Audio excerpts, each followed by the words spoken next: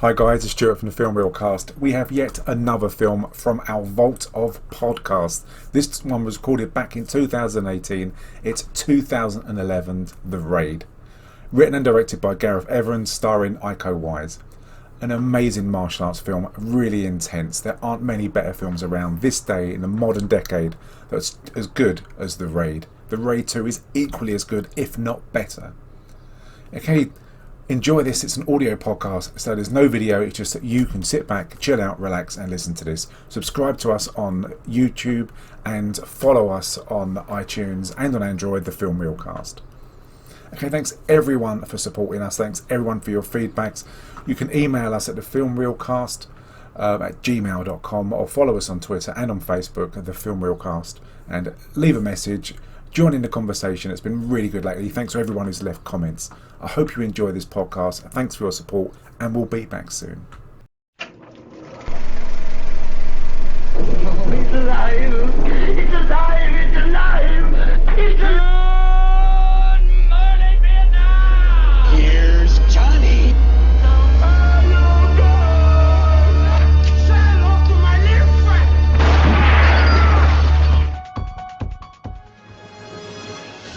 Oh, anybody home?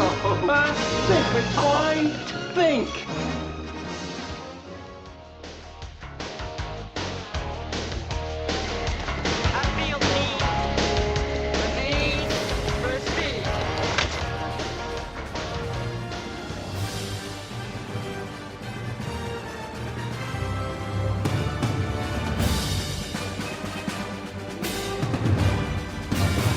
And fingers crossed, but welcome back to the Film Reel Cast, where I think we're recording over Skype now for the first time in over a year, I believe. Yes, that's right. That's right. Hello, James. How you doing? I'm very good, Stu. How are you doing? I'm very good. I'm very good. I'm very interested to find out what your thoughts are going to be on this week's film choice. Yes, The Raid. The Raid. Before we get into that, I've seen another film. Oh, yeah? Went to the cinema, and I saw A Simple Favour. A Simple with Favour? Anna Kendrick and Blake Lively. Oh, and? And I was very disappointed. Oh. I was really, really looking forward to the film. Really was, because I like Anna Kendrick, Blake Lively, both extremely attractive. It's a stylish film. It really is. But towards the end, the plot gets extremely stupid. It gets really, really drawn out. Oh, really? And it just becomes very boring and predictable. Yeah, I was so disappointed. Oh, I'm genuinely sorry, Stu, for that. Well, it cost nothing to see, so it wasn't a problem. But it was just, I was looking forward to it because there've been some real shit films that I've seen lately, and it's been really disappointing going to the cinema. I mean, the only good films I've seen lately is Searching, which was really, really good. Searching? Yeah, which was kind of a budget film about a father looking for his daughter. That was full of plot twists. Really enjoyed that. But films like, well, what did I see? Like The Nun and films like that, which I thought was going to be really scary, which turned out to be absolutely terrible when I mentioned on previous podcasts that it's just not been a good few months for films at the cinema. They've just been so disappointing, and they've been so predictable as well. I think Mission Impossible was the last really good kind of mainstream film that you kind of weren't expecting it to be good, and it actually lived up to like all the hype. Yeah. But before, it's just been really clever editing on the trailers, where they've kind of sold you into a film that it turns out to not to be, and it's absolute shine. It's been really disappointing. So, but I don't know. I think the next good film, the next film I will go and see, actually, King of Thieves and Michael Caine, which I don't think will do well abroad, because I don't think they'll really follow what the film was, like the story was about. Obviously, the Hatton Gardens heist for all the diamonds and all the cash and everything else. And I don't think it was really big news abroad. Oh. But I think it's for the old cast with Tom Finney and Michael Caine and Ray Winston. It's got some really good old like British actors in who you don't really see on the big screen, and it's great to see them, and they're proper Cockney lads. I mean, the language is really, really foul, but it's all matches their character and it matches the story. And I found that really, really good. But he got slated by a lot of the critics, which I was really surprised and disappointed about. But I Oh. really enjoyed that. But I mean, the next big thing, you got obviously Venom coming out, which I hope is a good Yes, film. I really, definitely. really hope that Tom Hardy does a good Venom, because it'll be interesting to see what they do after that. We I've can. got a feeling I think we can review that. There is a reason, because I think I'm watching that at the cinema as well. Oh, are you? Oh, we'll Yeah. definitely do that then. Definitely. It needs to do well. I really hope it does. Yeah, we could do, because I think myself and a couple of people at work are having a competition on something like positive outcomes, let's say, for short. And myself and my colleague are currently beating Simon, one of my friends, who's going to be here for the Batman a particular Justice review. But yeah, yes, we're currently beating them in positive outcomes. When Simon and his friends said they're better people than us. Is that because they're DC or what? Is it DC kind of Marvel versus? Is it? No, it's just it's simply a good person versus a hole. So there we go. No, I'm not saying who the a holes are. It's probably us, if I'm honest. But do you think Venom's going to do well, or do you think it's going to be overhyped as usual? Trailers, awesome, aren't they? Let's be honest. The trailers are really, really good. Yeah. So a massive 5 stars for the marketing team. Now the movie has to match it. Will it? I think it's got a very good chance. It's a very good chance of doing it. Put it this way, Stu. I'm more hopeful with the Venom than I have been any of the Spider-Man films of late. Really? Yeah, but that's just by judging by the trailer and going into it. The first trailer for Venom I did not like at all. So, Homecoming, did you not like that? I have not seen Homecoming, apart from Homecoming. Oh, and you're making judgment. You've not seen that? I've not. No, so I'm basing it on basically the. Oh, you can't go on the Tobey Maguire and the Andrew Garfield ones. I mean, yeah, but they were terrible. I thought the first two Tobey Maguire ones were okay. Oh, I didn't like him. I just didn't like Tobey Maguire. He didn't have any character as Peter Parker. He was so boring. Really? I just couldn't be invested. Yeah, I just couldn't be invested in it. And he's such a fucking freak. And for him to actually pull a girl like he pulled, just rubbish. So no, I just didn't like it at all. And I was so pleased that it actually went as toilet as it did. And what, the amazing? Which one out of the two? Both. What was the one where he started dancing in the bar? Oh no, don't! Oh my god, Spider-Man 3, that was horrible. I agree with you. Awful. No, the first two, the origin story and the one with Dr. Octopus in, I thought were really good. Do you think he's better than Andrew Garfield?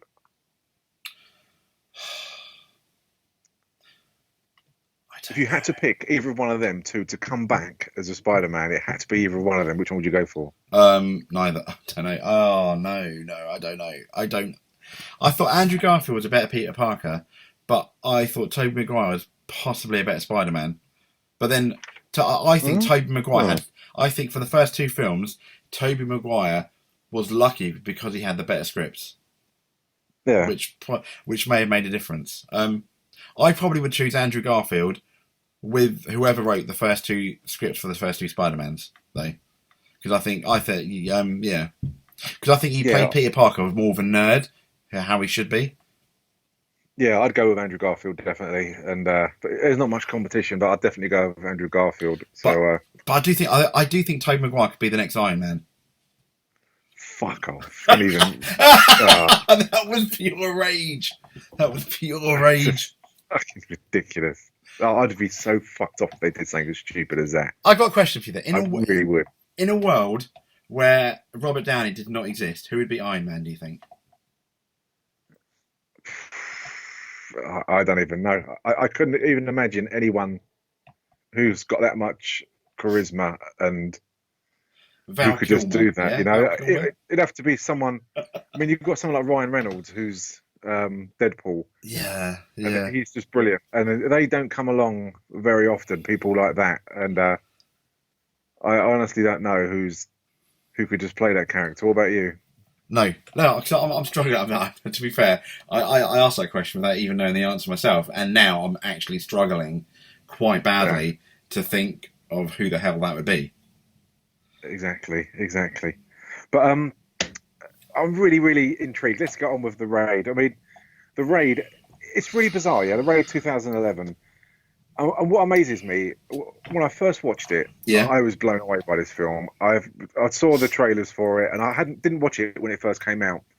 I was quite late towards it. And what amazed me was Gareth Evans, a Welsh man, actually directed it, wrote it, edited it, Really? and produced it. How? I mean, it's really bizarre. I would have never have put me in after directing a small budget film called Footsteps. It was brought up in South Wales. He got asked because his wife is of Asian descent. She was pissed off with him sitting around on his arse and not going to his full potential. So she spoke to some people in Indonesia Yeah. about promoting her husband, who's a movie director. So they sent a couple of the films over that he's directed. And he was asked to come over to Indonesia to do a documentary about Indonesian martial arts, which is that pencak silat. And whilst he was over there filming it, that's when he met Iko Uwais, who plays Rama in this.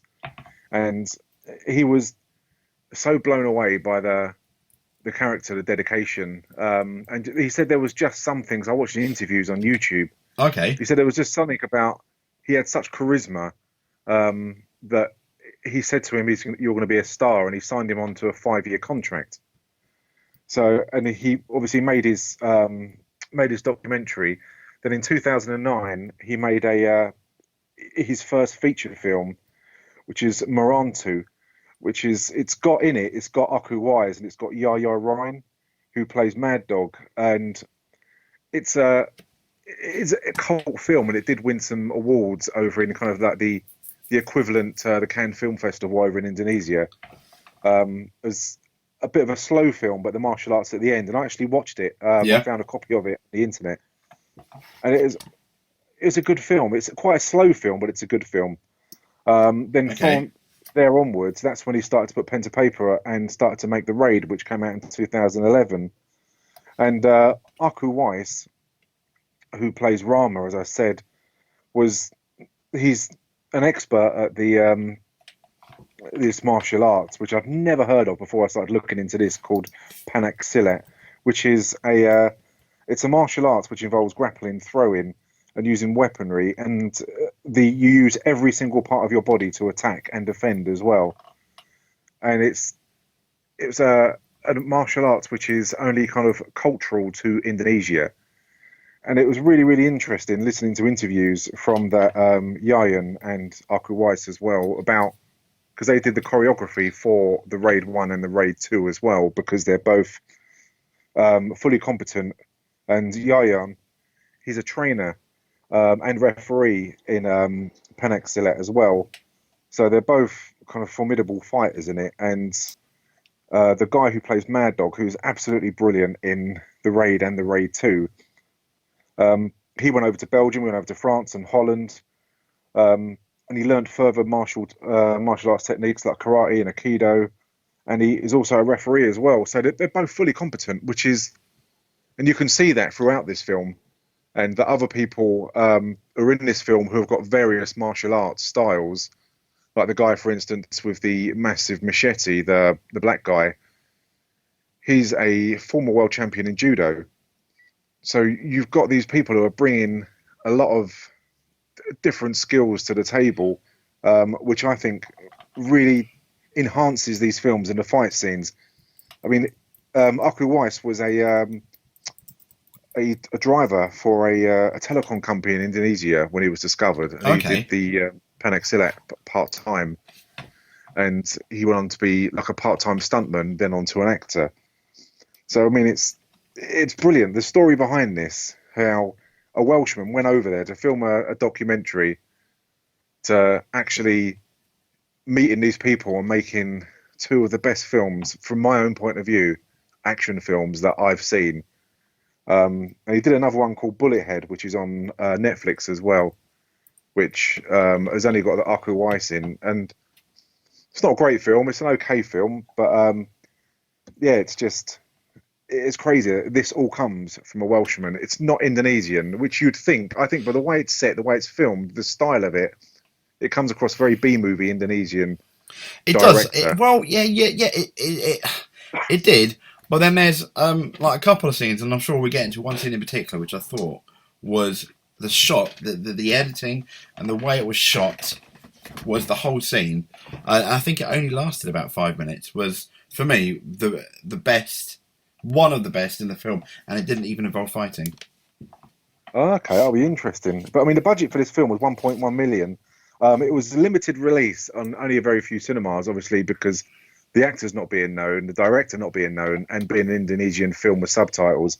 It's still made 4.1 million. So when you look at it like that, it was a huge success, which obviously led to the second one being made, and they went really, really down well with the critics. The only problem they had was that some people thought the film was just too violent, and that's what put them off. The only problem I had with the film, which is it sounds really, really weird in a way. There's two issues. I enjoyed it, those two. One of them was it almost felt like you can't have too much of a good thing, but maybe sometimes you can. Is the fight scenes all were really, really good. And I thought some of them were so good, but they might have been a bit too similar up until the last fight, which is really different. You know, when the two brothers obviously ganged up against Mad Dog. And it felt to me that sometimes you can't have too much of a good thing, which is why I'm glad, because when I was getting halfway through, I was like, well, there's not really that much of a storyline to it, and at the time, and I felt that some of the it's just an excuse for potentially another fight scene, which I thought. But then when I was watching it, I thought I'm being a bit unfair to this film then, because it's like I'm not going into it expecting it to be some epic like Star Wars or Rocky storyline driven. No. You know, and at that point, I took a step back and thought, well, that's being a bit unfair to the film as a whole, because I'm expecting something from it, which is not, which is why on the second time round I thought I'm just going to watch it for the fight scenes, and the fight scenes are really amazing, and there's not too much of like you got, for example, in The Dark Knight, the Batman. There's not too much shaky cam, which I like a bit of, but I can't stand a lot of. So and it was very, very quick. The editing was very, very quick in the fights, but for I'd probably say 90% of the fights, you could still understand what was going on, which is sometimes a problem in these fast-paced fight films, and they were shot really well. But a lot of it was filmed on kind of handheld cameras as well, especially it didn't look like the classic like shaky cam. For example, you know when the Transformers films. Yeah. You only see an action sequence and the camera's shaking, and you've got all that going on, and you don't know what the hell's happening. That's what I mean. You know, when you watch that. And with this one, even though it was with the handheld cameras, it wasn't. It wasn't the classic shaky cam. Like when they do the shaky cam, it's almost like they want you to be there within the violence, and it wasn't that look. It wasn't that as if someone's like got hold of their iPhone and recording, which you sometimes get. Try and immerse yourself on. It's funny you say that. In Mile 22, the Mark Wahlberg film that's just come out? Oh yeah. A lot of the fight scenes in there, it's got that shaky cam, and you just can't work out who's kicking who. No. And there you go. That's exactly where they are. That's exactly what I was saying. And in this one, you can, whether they were using the shaky cam or not. I didn't feel it didn't take away from the film. Where sometimes I think a lot of the fight scenes in films that maybe it's because we do this podcast, but it starts to annoy me quite quickly when there's too much. Oh, it does. But if you go onto YouTube and watch the making of it, that part where Rama cuts through the floor with an axe, and he jumps through the floor to go and stick up for his colleague, that part is all done in one bit. As he jumps through the floor, they pull the camera down through the floor and they carry on filming. Oh, wow. It's just so good. But I mean, as you say about the plot, I mean, let's go on with the plot. It's a quick plot summary. In Jakarta, Indonesia, Lieutenant Wahyu organises an invasion of an apartment building that's a safe house of a powerful, cruel drug lord, Tama, and his gang. The team breaks into the building, but one of the lookouts sees them and warns the gangsters of the police arrival, and they're trapped on the 7th floor. they learn that Lieutenant Wahyu is not informed his supervisors of the operation, and now the police officers have to fight with limited ammunition against the armed and dangerous gangsters. That's really, apart from there's a couple of extra little bits, that's the story, isn't it? It is. Yeah. I mean, yeah, and it's not the biggest story in the world. There is a bit of double crossing, which you kind of like expect, but I was still surprised as the way it kind of went down.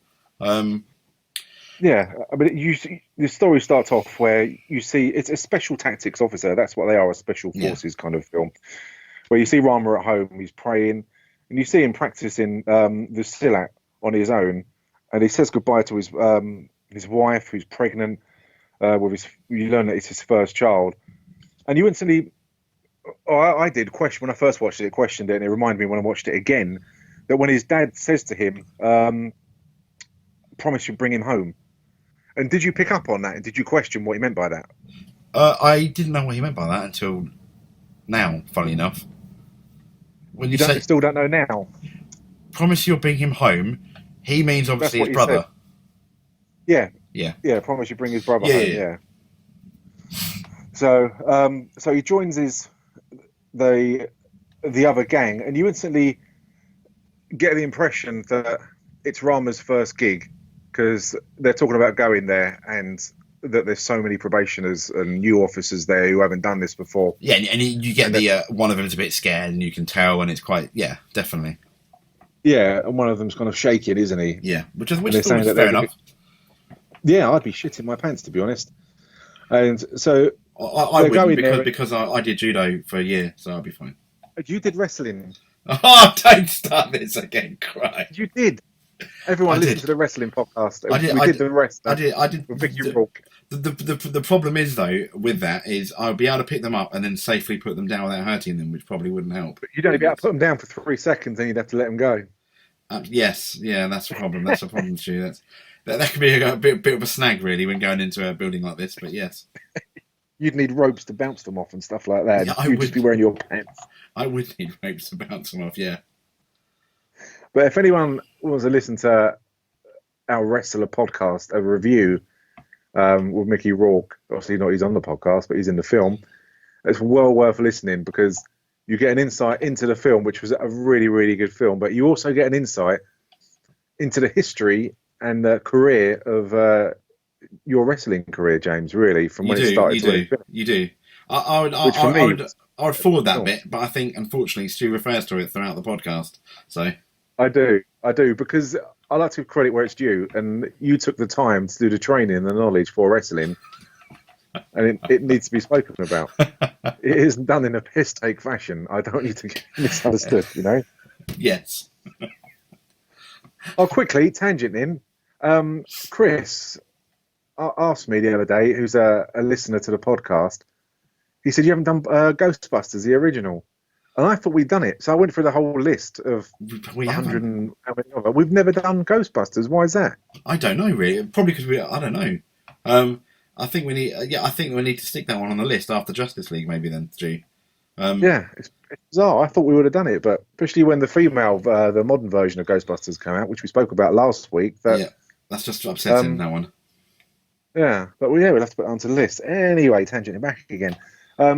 So they decide that they're going to go in floor by floor, room by room, to get rid of the gangs, because you find out that the gangs are also various gang drug dealers and drug users live on each floor of this building, and they pay rent to Tama, and in turn they're his protection, and that they can deal drugs and take drugs without any worries or any concerns of the police raiding their building. Yeah, because obviously it's quite clear that the police are too scared to go there, and this is like an operation that's never happened before.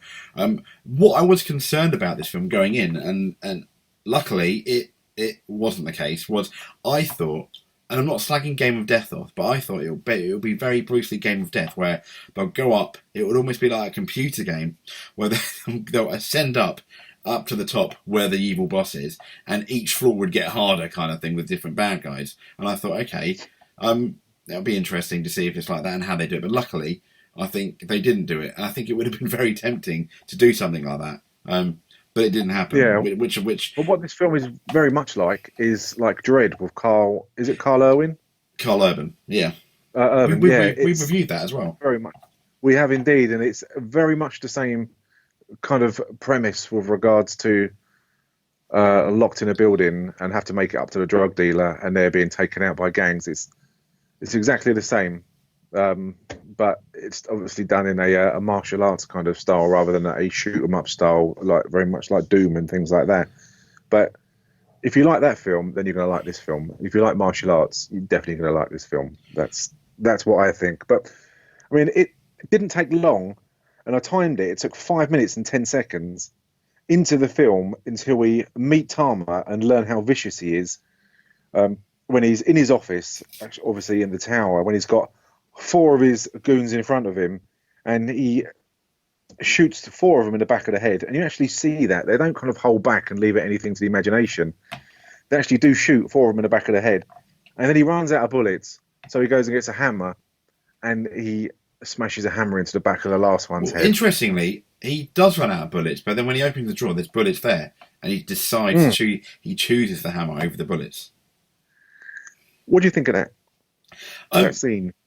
Yeah, I thought, okay, I initially thought we were going to have a movie cliche here, but I thought it was quite interesting to show you the whole thing, and then to kill all of them. Great, well done. But I thought it was really interesting the fact that he chose the hammer, and it did add a bit more to what is sometimes in these types of films very cliche bad guys, where they're there as the bad guy to go up against obviously the hero at some point to show how bad they are, and sometimes they're very lazily written. And I thought this is one of the few scenes where we saw him, which was I was quite happy with. I thought that's quite interesting. Trying and even like in the space of 10 seconds, they're trying to add a bit more depth to him and to show that he's actually quite ruthless. There isn't any dialogue. Makes it even better. It makes it even more sinister. That you don't find out why they're there. They're just lined up in a row, and they witness the person next to them die in a really horrible way, and it's just convenience for Tama, and you quickly learn that he's a fucking horrible psychopath, and obviously Mad Dog's there watching, and also Andy as well, that he's standing there watching, and they show no emotion, especially Mad Dog, when he goes through and he gets the hammer and puts the hammer into the back of the guy's head. And it quickly just sums up, he's the boss, he's really evil, and he's got no conscience or morals with regards to who he's going to kill and how he'll kill them. And that was all you needed. It was really simple, wasn't it? You didn't need dialogue to say that. No, you didn't. Unlike if George Lucas was editing this film now, he'd be like, I'm going to get the hammer because I don't need the bullets to kill you. You know what I mean? He'd have ruined it with something like that. Yeah, Darth Vader, no! I'm sorry. That still gets me to this day, that bit in Return of the Jedi, but there we go. So upon arrival, the team goes in formation to the building, and just before they're going to enter the building, they come across a member of the public who's trying to get into the apartment, and it's number 726, which will come in later on, trying to give some medication for his wife. Did you know, or did you have a feeling that this guy may come back into it later? I think it was obvious. It was, otherwise why? Normally I'd say why put him in there, but then I thought the other reason why you might have that you put him in there is to show that obviously the other police officer was not very nice, and our protagonist, our hero, was nice. And I thought it could also show that those two are going to have a fight at some point, and one of them's dirty and the other one's not, for example, which didn't happen. Yeah. So I figured it was going to be one of those two. That's what I liked about it when I first saw it, that he's trying to help him and explain to him that this is what we're doing and you can't go up there because we need to go in there, we need to make it safe. Whereas the other guy is just fuck off, push him out of the way.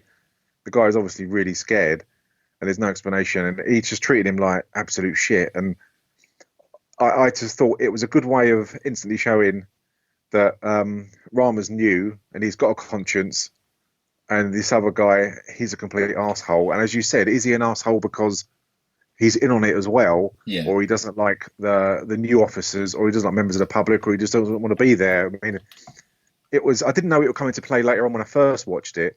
I just didn't know whether it was a demonstration of the two different characters between two of the main characters, which they kind of turned out to be to a certain degree throughout the film.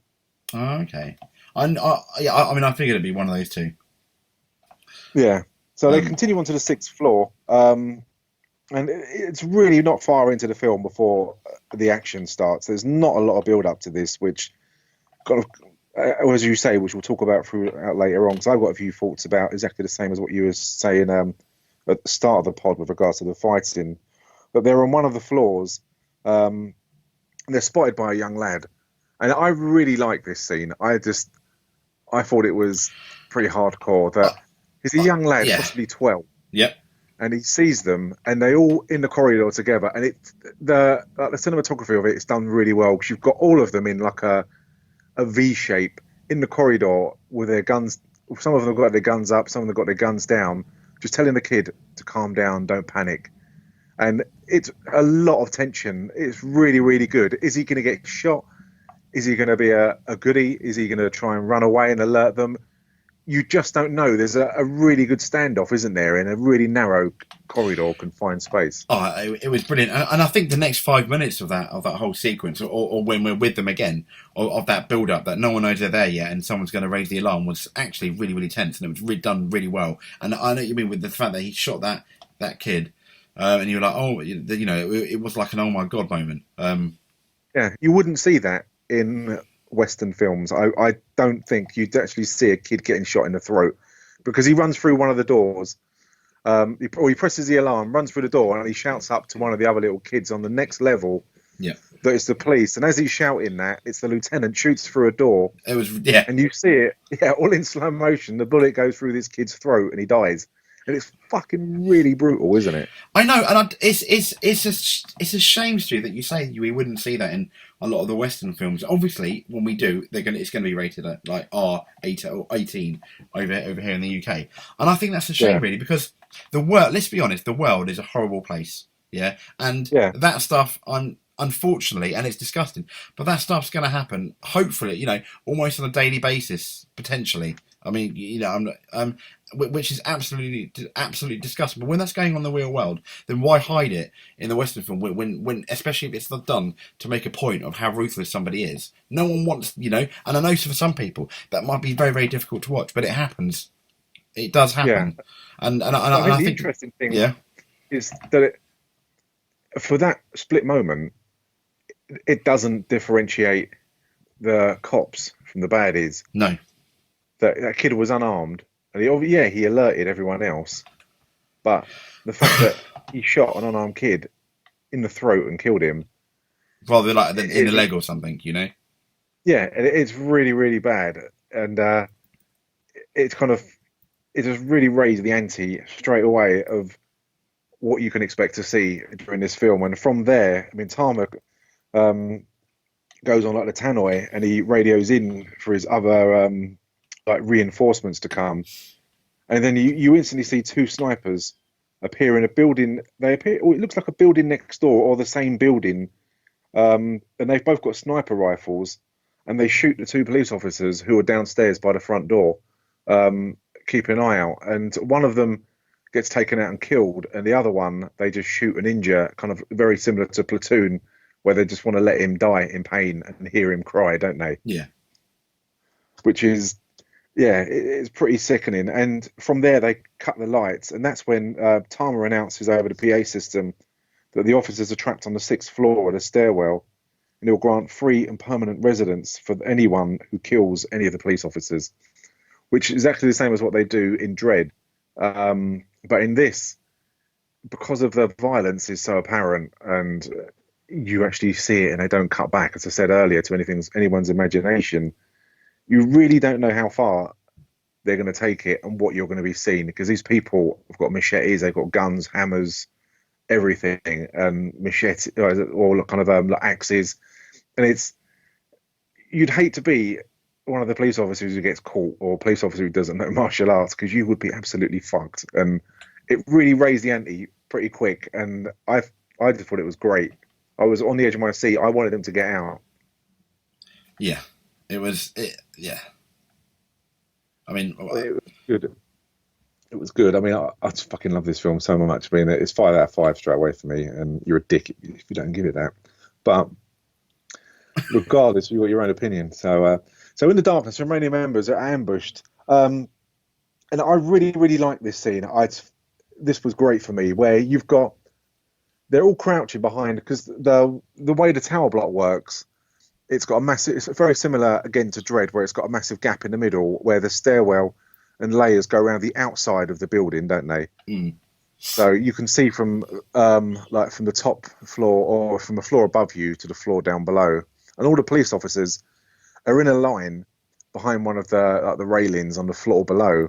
On the 7th floor, you've got all of a big gang of baddies with machine guns pointing down, but they can't see anything because the power's been cut. Yep. And then one of them shoots a shotgun, and it's all done in slow motion, and the effect is so good. It's really good. That the kind of the blaze or the flame from the shooting the shotgun casts a shadow and alerts the baddies where all of the police officers are, and then it's just a fucking massacre, isn't it? I know, and as you and I said about, it's not the best story in the world, and it's not. Let's be honest, it's not. But it doesn't need to be, and I don't think you can use that to slate or berate the film too much for the story, because then with this limited story they've got things like that happen with the shotgun and how they find out, which I think are really almost really good ideas, and in some ways very unique to the film, where you have to and there's things you notice, for example, on like your second or third watch of the film, these things you didn't notice on the first, that you really begin to appreciate it a lot more than and it's not where someone might look at it just a mindless martial arts action film. There is a bit more to it. For the sake of fighting. No. Some parts of this, it's done. Yeah, it's just done really well for the right reasons. I mean, whilst they're pinned down, Lieutenant Wahyu confesses to Jaka, who's like the captain in charge of the tactical team, that he staged the mission so he can eliminate Tama, who's in league with the corrupt police officials, including himself, and it's just a selfish mission that he can get rid of someone who's possibly got some weight on him, and that it's not a sanctioned mission, and that no one else knows about it, so there is fuck all chance of getting reinforcements. So he's really put his team in the shit. Absolutely, yeah, and you instantly. I mean, before you went in there, did you have a feeling that the lieutenant, who doesn't kind of match up with everyone else in that team, he doesn't fit in, he doesn't look right, that he should actually be there? Did you think that will be the case, that he will be in on it, or not really? Well, yeah, because he was a lot older than all the teams. I didn't know whether he'll be on it initially. When I first saw his character, I thought, wrongly in the end, that he's going to be the wise old man, like the Obi-Wan to everyone, and then get killed by like one of the big bad guys near the end, and they all get annoyed. That's what I initially thought. This was within the first 5-6 minutes of the film. I thought he's going to be the wise one that's really good at martial arts as well, and like the father figure to maybe like the hero or somebody in the end. And it didn't. And it almost went left field and didn't quite happen, and went the other way, which I thought was interesting, because throughout the film there's a couple of scenes where we slowly begin to find more and more about him, and which is the few peels around his character that he does have start to come off, and you see him for who he really is, especially right at the end. Yeah, they kind of lay the cards on the table after about half an hour or so, don't they, regarding who's good, who's bad, what their current situation is, and what they need to do to get out of it. And as you said earlier, it's a very simple storyline which could be lost if the martial arts and the kind of the sub story around it wasn't structured right. But for me, it's done really well, and the engine is obviously the lieutenant of what he's got to do. Then there's little subplots around it that keep the story going. Yeah, that's what I kind of got. But the surviving officers retreat into an empty department, where again there's more thugs who are after them, and again they've all got bloody machetes and everything like that. So they try and create an escape route. They're in this apartment, and people are trying to get in, they've got just guns. That's all they've got, and they haven't got many of them. And a lot of the officers who are with them are injured. Some of them fatally. So and they're shooting through the door, and then one of the officers looks out the window. He gets shot in the face by one of the snipers. So they know they just can't get out of this room. No. So I love what Rama does with the fridge. He puts a gas cylinder in the fridge, and he puts a hand grenade in it, and he opens it up and takes out shitloads of baddies who are waiting on the other side. I thought that was really, really good. It was just spontaneous fucking action that it wasn't. I thought it coming. wasn't a hand grenade. I thought it was a gas canister rather than an actual grenade. No. Oh yeah, he put a gas canister in the fridge and threw a hand grenade in there as well. Oh yeah, that's it. Yeah, sorry. Yeah. The gas canister and the hand grenade. Yeah, I got you. Yeah, and the baddies just keep going, and they keep coming to try and take them out. So Rama gets an axe and he cuts a hole in the floor, so the team can escape to the floor below.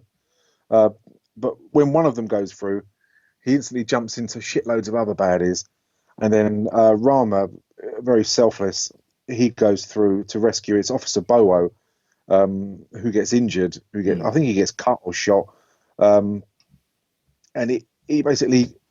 That's the first time you really see Iko Uwais uses karate and start to kick people's ass. And oh yeah, it's for me, it's not. I love Crouching Tiger and I loved that Flying Daggers, but this is just hardcore karate or the actual karate styles that they're using, which I'd never fucking heard of.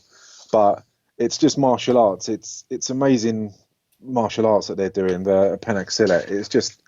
It's so fast, and it's not done like when you get a Western guy who's doing the karate where it's slow just for his benefit because he's not as skilled. These are all people who are highly trained and highly skilled in that martial art.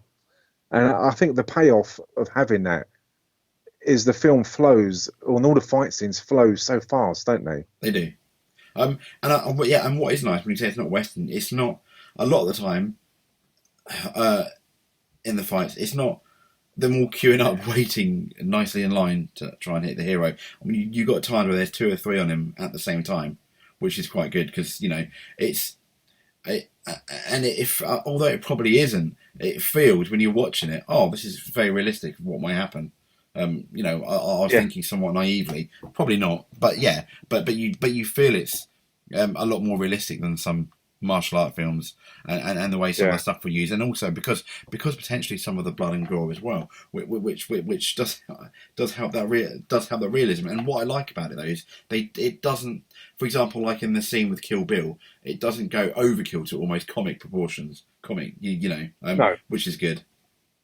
Yeah, people get an injury, they are injured, they are down, and as you said earlier, yeah, but there's not like 5 pints of blood spraying out their neck, for example, like in some films, Yeah, and when you said that they're not queuing up, it's such an awful trope that you do get in these films where they are around in a circle, and it's as if they're taking turns into attack, whereas if they all attacked, they'd fuck them up pretty quick and it'll be over. But that's what they do in this. And it must be really, really difficult. For example, in filming it in what are these quite like cramped almost corridors, and it reminded me a bit of one of the Daredevil's best martial arts scenes, if you remember, was in the corridor, in season 1 when he goes, and a lot of it reminded me, well, Daredevil obviously, you can see where maybe they've taken some ideas from the Raid Daredevil, but yeah, it reminded me of that. And it made me I was really, really impressed with what they managed to do within such a confined space, and the confined space was used to such an extent. I think sometimes it was another character, obviously, in that scene. Yeah, a lot of it when you watch on the making of it, a lot of it's down to the way that Evans has edited this, because they'll do some of the fight scenes, and then they'll stop. Just purely because they're going to film from another angle, or the people are absolutely crackered, and it's edited so well that the flow of it is absolutely brilliant, and you don't notice that it's been edited. It looks like the same scene but from a different angle, and just seeing that and just the way it flows through such good editing, and whether that's because Evans went over to Indonesia and actually saw the Penac Silat being taught, and actually the fighting, the combat side of it, and having Ian and Weiss there as well to do the choreography. I think that has been a massive payoff, that you've got people who understand it, and that helps for the flow of the choreography as well. Because if it was done by somebody who didn't understand it, I think the payoff just wouldn't have been the same. I think it would have been really stop, start, or it would have been continuous but a hell of a lot slower. Do you see what I mean? Yeah, absolutely. So, so whilst the team go down to the lower floor, they do run out of ammunition, and there's upon a bad reinforcements who are coming to try and take them down. So they split. So Jaka and Daku, Lieutenant Y, retreat to the 5th floor, while Rama and Boa, and one of his colleagues who's injured, they go up a floor, and they're trying to seek refuge. And that's when the guy from number 726 comes back into it, where they're trying to find basically somewhere where he can leave his mate. He dumps his mate there, and his mate does get some treatment. And Rama pleads for help with the tenant. And I think, again, the payoff, because he didn't treat him like a complete dick and he wasn't a shit to him, that he does help him. And his wife doesn't really want him to get involved in it, but he just reluctantly helps the officer, and he hides them in his apartment.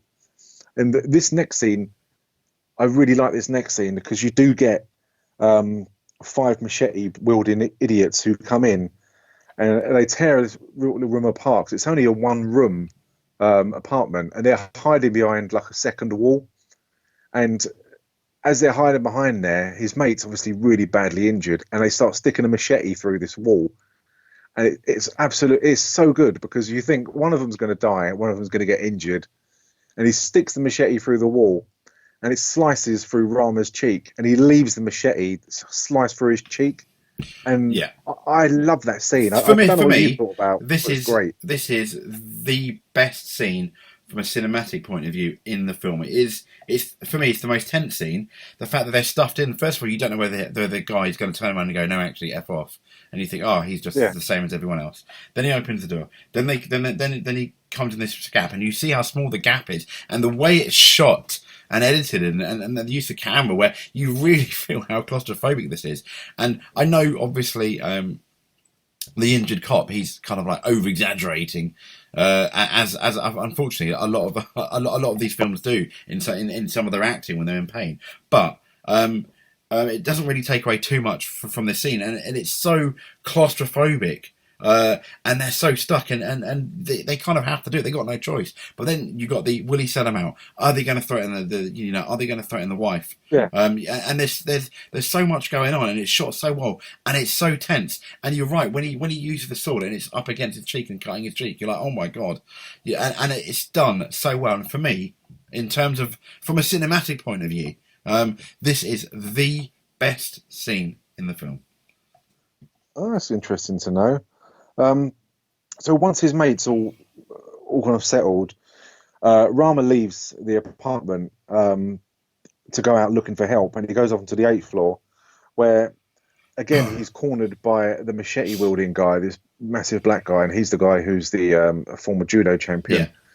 And the fight he has with him is superb. I mean, it's goons as well, wasn't it? Yeah, and he properly fucks them up. I mean, it is so good. It's so quick, and you don't feel as if it's stopped. You feel as if it's being continuously shot from different cameras. The editing, the choreography, like a lot of it through this film, is absolutely mind-blowing. It's really, really intense, and I didn't think it was fighting for the sake of fighting, because they all come at him at once. It was brilliant. And it is just really, really good. And you really get the impression he is genuinely fighting for his life. He's not fighting because he enjoys it. He's just fighting to survive. And it's so intense up until where he actually takes that guy and jumps out the window and lands on the balcony a couple of floors below. that was and the guy died. Yeah, that was like, what the hell? That was like a Mission Impossible-esque kind of stunt.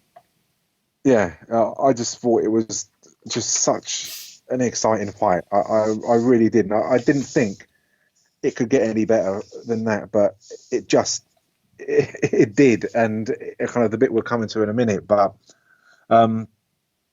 So he makes his way. So Rama makes his way to the 6th floor, where he's in such a bad way from jumping through the window, where he's grabbed, and you find it's grabbed by a guy who you don't really see. He doesn't have much dialogue, but who's initially seen in the first scene when the guys are being killed, who's Andy, who's his brother. And I really like the conversation that they've both had together, that you kind of, Rama's good as a policeman, and Andy admits, well, I found something I'm really good at, and that's being someone who's a bad guy, who's dealing drugs and making money.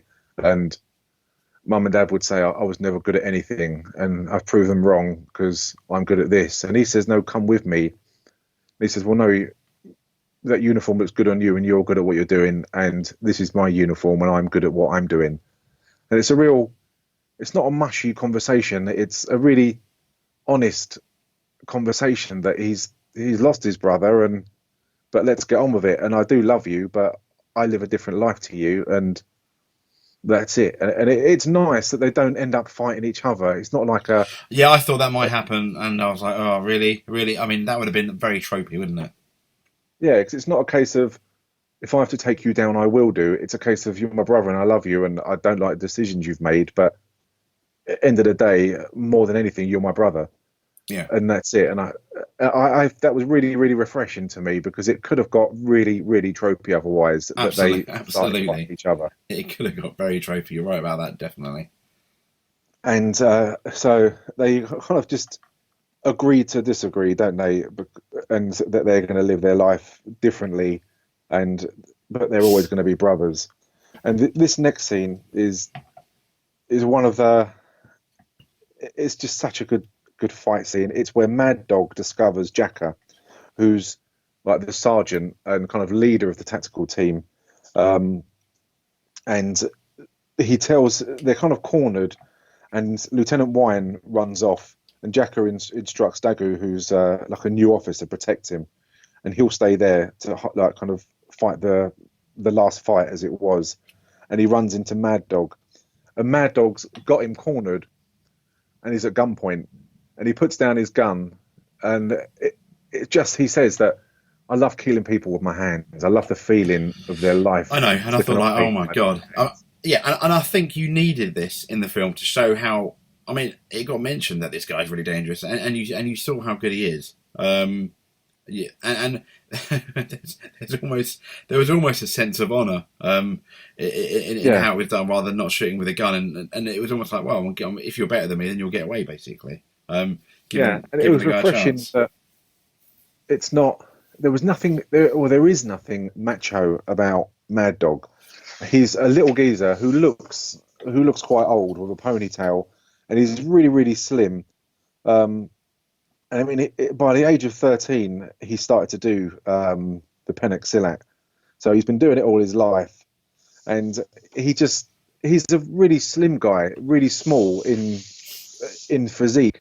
But this fight is so intense that I feel sorry for the police officer who's fighting for his life and just not doing very well, and he's trying, and Mad Dog is enjoying every single injury, and it's almost as if the weaker the police officer gets, the more he struggles. You can see visibly the more Mad Dog's enjoying it, and it's not in a macho way.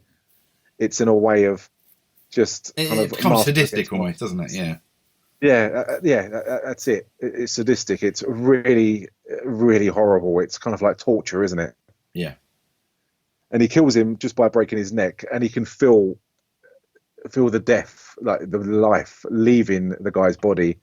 And again, when Rama's looking out of the door, he just sees Mad Dog dragging the cop down the corridor with blood coming out of him. He's clearly dead, just like a piece of meat. Yeah. And it's just such a...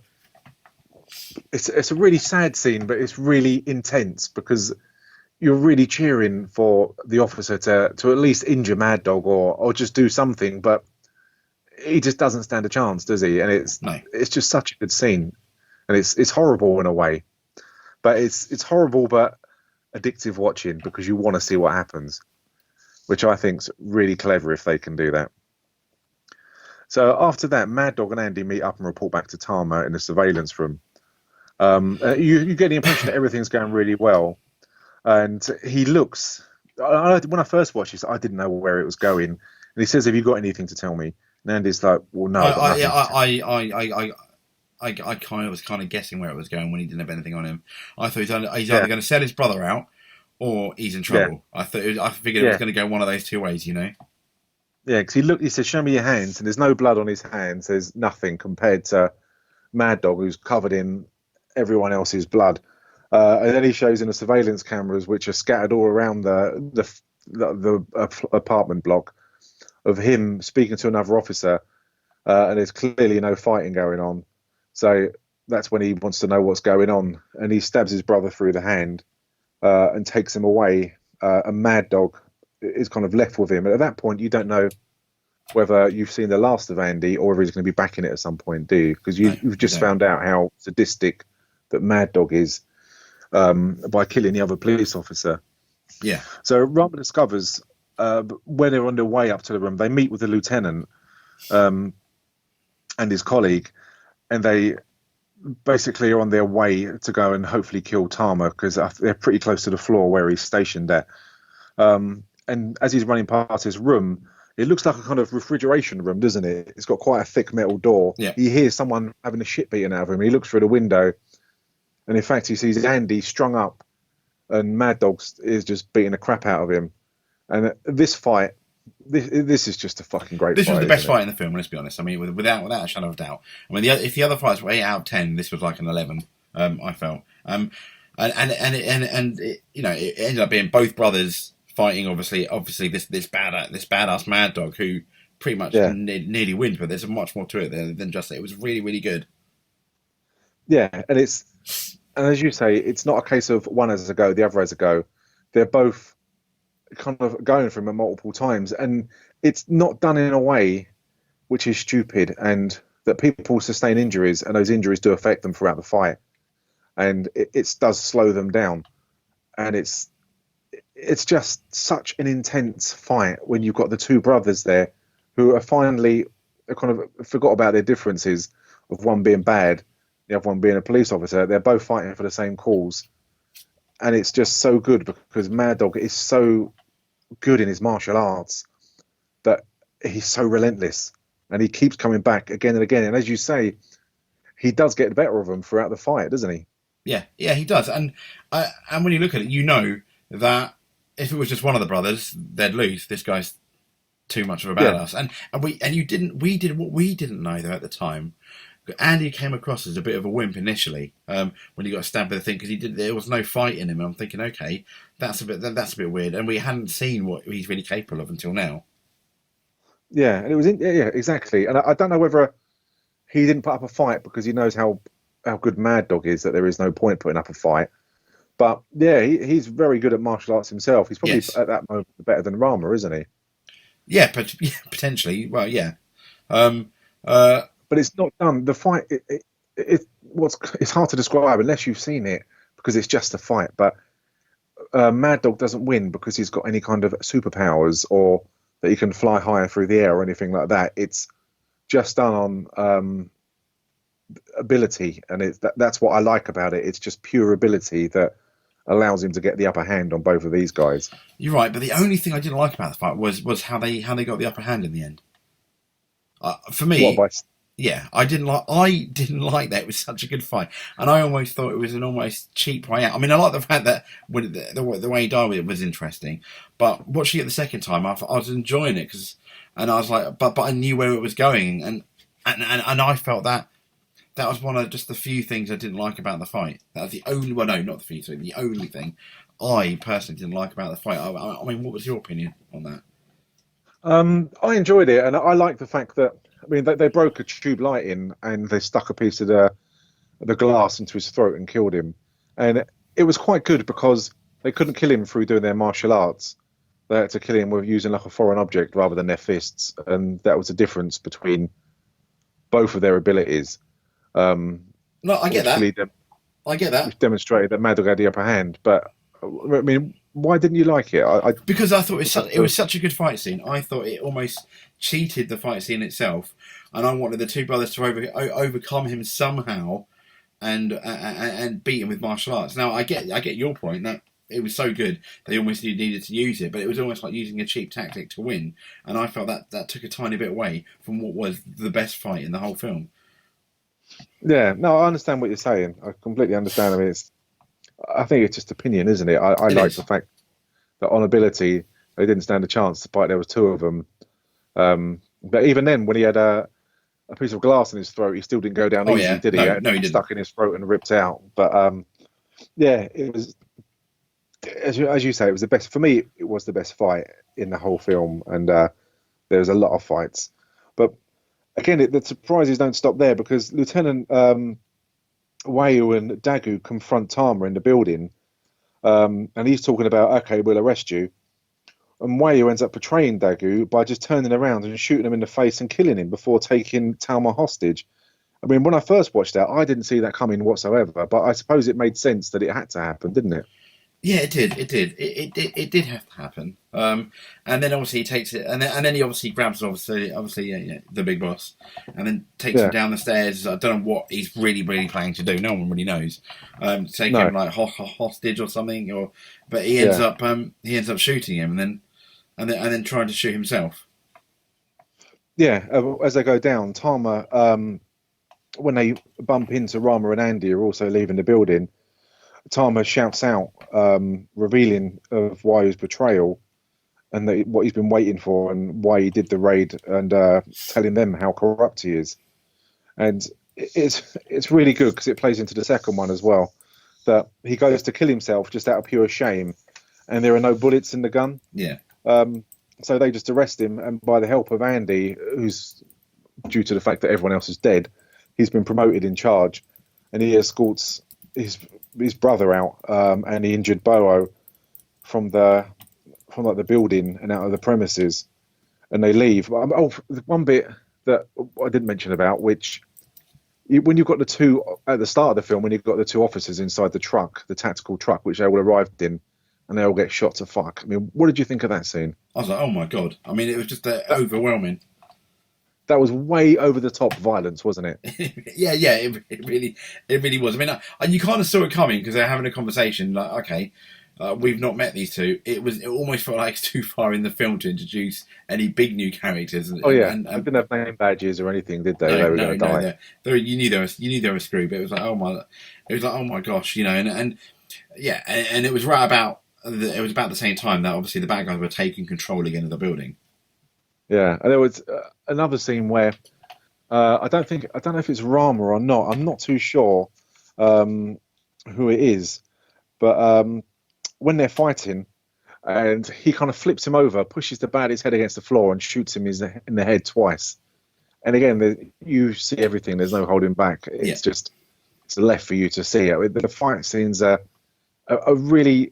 It's just various deaths, where Rama grabs the guy and pulls him forwards to his front over an open door, which has been broken at the bottom, and puts the shears of wood into his throat and kills him. I mean, there's so many various gory, bloody death scenes in this film that, and I think because it moves so fast, you're not left dwelling on it, the violence, are you? Because it moves then on to the next scene. Yeah, essentially. So they leave, and they're all good, and they've killed Tama, but they've got the bad guy who's a lieutenant in the end, and then the film ends. So what did you think of that film? What did you think of the raid? You hadn't seen it before. We've not spoken about it before, have we? This is the first time, so this is the first time we've spoken about it. I really liked it. I mean, we know this. You can't. I think it'd be wrong to really slag it off from the story. I mean, you had that awesome fight in there, which was good. The weakest of the main characters is obviously the lieutenant. Yeah. And it's a shame that it kind of like ended with it the way he did. I mean, if you wanted to do a plot twist, I would have had the lieutenant in charge of the building the whole time, and or done some weird, bizarre plot twist is the reason why you need to do it, to make him out to be a bad guy, because he's like essentially the last guy standing. And it's a shame that the two brothers didn't, and it was a lieutenant that obviously got the big boss guy, you know. Which is a tiny blight on the film. I did though. I did really enjoy it. Thanks, Stu. Excellent. I bet you bloody pains you to say that, doesn't it? No, but I'm not giving it a 5. I'm giving it a 4.5 because of like the tiny little niggly bits. However, Stu, I'm going to watch it again, and I'll probably watch it a couple of times. So in 6 months' time, if you ask me, it may well be a 5 because I'm sure there's loads of things I've missed by only watching it twice. I mean, that even you've picked on. But 4.5, and I thought it was a really enjoyable, and it's very different. It's not your typical Hong Kong type like martial arts flick. It's really, as you said, very much like if Judge Dredd did was a martial art film in Dredd. This would be it. And other than that, and they're just literally little niggling points. And it's not that long. It's just over the 1.5 hour mark. When you look at it, it's really enjoyable. It's one of those films you could probably pick up 2-3 times a year if you wanted to and watch, and you'd get something out of it. Yeah, definitely. I mean, for me, it's a 5. I really like this film. It's a go-to film. I must admit, I don't have any niggles about the film at all. I mean, just out of interest, did you watch the subtitled version or the? No, I watched it. I think that's the best way of watching them because you see what they're actually saying. I don't have too much faith in the dubs, and sometimes the dub version takes. I used to prefer watching the dub version, and I think when you're not watching the film properly, it's probably it's not so bad. But I think it would have been really unfair if I had not watched the subtitle version since we were reviewing it. Yeah, no, I completely agree. I watched the subtitle version, and then I watched the dub version just to see what the difference would be. But yeah, I just love this film. It's my go-to film. It's really good, and it's a really serious. It is an extremely violent film. And as I've been saying throughout the pod, that the fight scenes are choreographed so well because they're done by people who know and understand and can give guidance. And it's filmed and directed by people who understand how to film fight scenes properly, which make a hell of a difference. And the fight scenes aren't done in the drunk style Jackie Chan climbing up stuff and flicking shelves onto people and just kind of clumsy martial arts. It's all very precise. It's all very clean cut martial arts, isn't it? It's a serious fight scene, serious film. And I think to maintain that throughout and not get bored of the fight scenes is a credit to everyone involved, like the choreographers and everyone. It's a really good film. So yeah, it's a 5 out of 5. If you can find the second one carries on literally straight from the first one. Oh wow! The second one is just as good, as in lieutenants in it, and it just carries on straight away through the same characters. And it's such a good film. The fight scenes are just unbelievable, and the violence doesn't stop. There's 2 really good characters in there. One female with a hammer and one guy with a baseball bat. Okay. They're really original killers, contract killers. They're absolutely brilliant. And there's a fight scene in the kitchen with a guy who's a Silat specialist. Again, he's trained, but he's also, his daytime job is a school teacher. He has got one of the best fight scenes in any martial arts film in a kitchen. Yeah, and it is such a good film. It's just as good as the first one, like my personal opinion. I'd love to know what you think.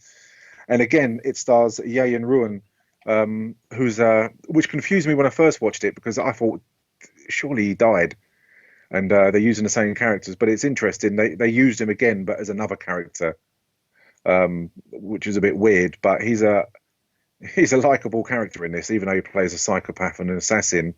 He's quite a likable character. But anyone, it's a 2014 The Raid. Totally recommend it, and I'd love to know if you ever get time to watch it, or you can find it to watch the second one, because it's just maybe some point this year or next year we end up. I'm sure we'll end up reviewing it, Stu, at some point. So. Yeah, I watched both of them one after the other, much to my wife's disappointment, who fell asleep on the sofa just for the podcast, because I've forgotten how good they are, and they're part of the same story. But yeah, so next on the pod floor, correct me if I'm wrong, it's going to be another go-to film for myself. Yes, It's going to be Lucy. it is. It is Another film that you haven't seen before. No, so it'd be interesting. It'd be interesting. This is a lot. I imagine it's a lot different. So I'm looking forward to that, and we're going to see. And then after that, it's going to be a film that I've only ever seen once. And obviously Simon's going to join us on the pod because it's a film that he's very passionate about. Absolutely. We're doing Batman versus Superman. Yes. Yeah, and I really don't know because I don't really remember it that well. All I remember is Batman wearing his goggles in a desert. That's the only lasting memory I've got of that film. And that's it. So I don't know what side of the fence that I'm going to fall on with regards to how I'm going to feel about the film, but I've got a rough idea that you're going to be loathing every single minute. Yep. Pretty much. Unfortunately, I'm so sorry. I probably will be loathing every single minute. No problem. But for anyone who's listening, if they watch Lucy, they can watch the film, then listen to the podcast and see if they agree with our points of view, and also recommend anyone checking out the Raid 1 and 2 as well. Absolutely. Well, I guess, guys, we'll see you next time for Lucy. Excellent. Thanks for listening.